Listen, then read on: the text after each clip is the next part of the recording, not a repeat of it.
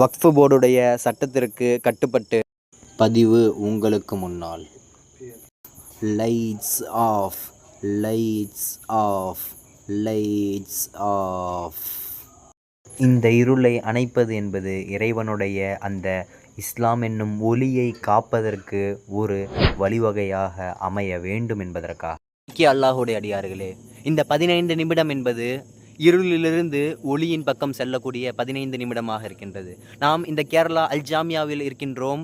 எங்கு பார்த்தாலும் இருளாக இருக்கின்றது. இந்த 15 நிமிடம் 9 மணியிலிருந்து 9:15 பிறகு எவ்வாறு ஒளி வருமோ, இந்த போராட்டத்தின் நோக்கமும் இந்த இழிவான ஆட்சியிலிருந்தும் இந்த இழிவான சட்டங்களிலிருந்தும் நாம் ஒளியை அடைய வேண்டும், இருளிலிருந்து ஒளியை அடைய வேண்டும் என்பதுதான் இதனுடைய நோக்கமாக இருக்கின்றது.